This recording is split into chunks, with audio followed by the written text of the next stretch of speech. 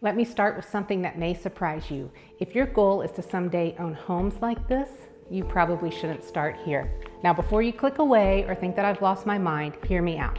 I'm standing in a gorgeous luxury property right now. Beautiful finishes, incredible details. It's the kind of home that makes people stop scrolling. It may be even the kind of home you dream of owning someday. But if you're thinking about buying your first investment property, I want to help you avoid one of the biggest mistakes that I see people make. And that mistake is this: buying a property based on emotion instead of numbers. Because here's the truth. Just because a house is beautiful does not mean it will make a good rental property. And sometimes the homes that people think will make amazing investments quietly lose money every single month. So today I want to show you how to evaluate the potential of a long-term rental property investment the way smart investors do. And don't worry, I'm not going to make this feel like a financial class. I'm going to simply put this into practical, real-world advice that first-time investors can actually use. And I'm also going to talk specifically about our market around North Lake Travis, because what works in one market does not always work in another. And I'll be honest with you, the math matters a lot. Because if you're buying in places like Lago Vista, Jonestown, or the greater Lake Travis area, there are some things that you absolutely need to understand before you buy. So let's start with the biggest mistake first-time investors make. The biggest mistake first-time investors make is buying a property they personally love instead of buying a property that actually works as an investment. And I completely understand why, because real estate is emotional. You walk into a home, you see gorgeous countertops, beautiful views, an amazing kitchen, and then suddenly you start thinking, wow, I could totally see myself living here. But let me tell you something that might save you tens of thousands of dollars. A rental property is not about you, it's about your tenant. And more importantly, it's about the numbers. Now, that doesn't mean you need to buy something ugly or undesirable. It means you need to stop asking, would I want to live here? And instead ask, would this make a predictable, profitable rental? Those are very different questions because renters think differently than buyers. Renters are usually asking, is it affordable? Is the location convenient? Does the layout work for me and my family? Is it clean and functional? Does it feel safe? Most renters are not obsessing over the imported countertops or the luxury lighting, designer finishes. And I know this may sound funny standing inside a luxury home, but many times these beautiful upgrades cost owners far more than they ever get back in the rental income. And that's especially true around here on North Lake Travis. And I'll explain it in just a minute, because luxury homes out here can actually be much harder to lease long-term than people realize. But first, I want to give you a really simple way to quickly evaluate whether a property is even worth looking at. And this is called the 1% rule. Now, before I explain this, let me say something important. No formula is perfect. Real estate investing is part math and part market knowledge. But this rule is incredibly helpful because it gives you a quick screening tool, meaning, should I keep looking at this property or should I move on? And here's the 1% rule. In a perfect world, you want a property's monthly rent to equal about 1% of the purchase price. So let me make that simple. If a property costs $400,000, ideally, you would want it renting for about $4,000 a month. Now, before everybody in Austin starts yelling at their screen, yes, I know, most properties here do not hit the 1% rule, especially in the appreciation-heavy markets, and definitely around Lake Travis. But that doesn't mean we ignore it. It just means that we become more disciplined, because the farther away from that number that you get, the harder it becomes to cash flow. And this is where I want to give you something practical for our local market. For long-term rentals around North Lake Travis, we generally see homes leased for around $1.25 per square foot. So if you're looking at a 2,000 square foot home, that might lease for about $2,500 a month. A 2,500 square foot home, maybe around $3,100 a month. 3,000 square feet, roughly $3,700. Now, are there exceptions? Of course there are. Condition matters, location matters, views, they matter.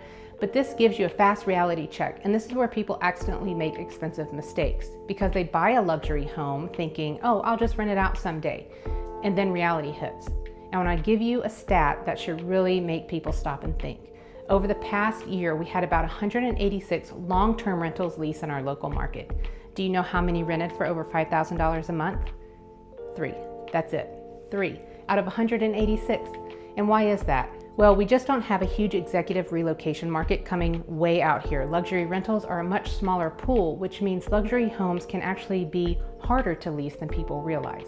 And in the next section, I'm going to explain why buying too much house can quietly become one of the biggest investments that people make. So let's talk about something that surprises a lot of people and honestly sometimes disappoints people. Luxury homes are not always great long-term rental properties. Now, before anybody gets upset, I'm not saying that luxury homes are bad. Clearly, I love luxury homes. I sell them, and they can be absolutely incredible places to live. But living in a home and investing in a home are two very different conversations. Let me explain.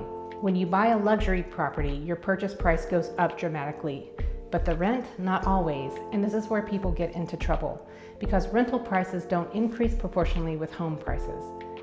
Let me give you an example. A $500,000 home might rent for $2,600 to $3,000 a month, but a $1.2 million luxury property, maybe it rents for $4,500, maybe $5,000 if you're lucky. Do you see the disconnect? The mortgage payment may have doubled, but the rent didn't. And then suddenly the numbers stop making sense. This is especially true in our area around North Lake Travis because unlike downtown Austin or major executive relocation markets, we simply don't have huge numbers of executives leasing million-dollar homes. We have some, but not many. And when only 3 out of 186 rentals leased for over $5,000 a month in the past year, well, that should tell you something. The tenant pool gets dramatically smaller at luxury price points, and a smaller tenant pool means larger vacancy, more risk, more unpredictability. Now, could this beautiful house eventually become your dream home? Absolutely. Could you build wealth through real estate and then someday own something like this? Absolutely. In fact, that's exactly what a lot of investors do, but they usually don't start here. They start with a smart first property, one that makes sense financially, one that has predictable demand, one that protects them if the market changes. And that brings me to something that most people underestimate, expenses. Because a lot of first-time investors look at rent, subtract the mortgage, and then they think, wow, I'm making money. And that's where things can go very wrong. Now I'm going to give you another rule of thumb. Again, not perfect, but incredibly helpful. And this is called the 50% rule. The basic idea is this: about half of your rental income will often go towards expenses before your mortgage payment. I know, it sounds crazy, especially if you are brand new to investing. But stay with me, because this is where it really matters. A lot of people think, well, if I rent for $3,000 and my mortgage is $2,200, I'm making $800 a month. No, probably not, because you haven't accounted for everything else. So let's walk through some of the hidden costs that people forget.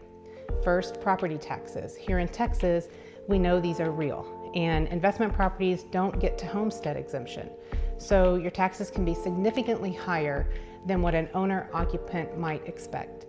And then there's insurance. And if you've owned property in Texas lately, you know insurance is not getting any cheaper.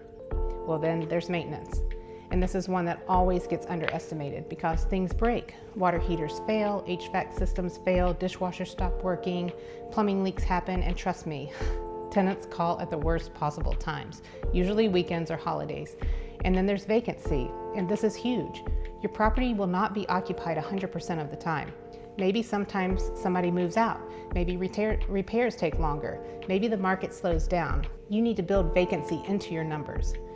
And then property management. Now, some people self-manage, and that can work. But ask yourself honestly, do you want tenant calls, maintenance coordination, lease paperwork, late rent issues, contractors? Because your time has value too. And finally, something people completely forget about, capital expenditures, or what investors call CapEx, big ticket items, roofs, HVAC systems, water heaters, flooring, paint. These things wear out, and if you don't budget for them, eventually they show up and they wreck your returns. So this is why experienced investors don't ask, like, what's my payment? They ask, what is my true cash flow? Because cash flow is what protects you. And that leads me to something I think is incredibly important for first-time investors to understand. You should never rely only on appreciation. This may be one of the most important things I say in this video, and I know it's tempting because we've all watched home prices go up dramatically over time, especially here in Texas. But appreciation alone is not an investment strategy. Hope is not an investment strategy, because what happens if appreciation slows down or it pauses or values dip for a period of time? What if interest rates stay elevated? What if life changes? Job transfer, divorce, family emergency, unexpected expensive? If your investment property only works when prices go up, you're vulnerable. But cash flow gives you options. Cash flow protects you. A property that puts money in your pocket each month can help you weather market shifts. And honestly, that peace of mind matters. Now, am I saying appreciation doesn't matter? Of course not. It absolutely does matter. In fact, long-term appreciation is one of the most powerful wealth building tools in real estate. But in my opinion, especially for first-time investors, you want appreciation to be the bonus, not the plan.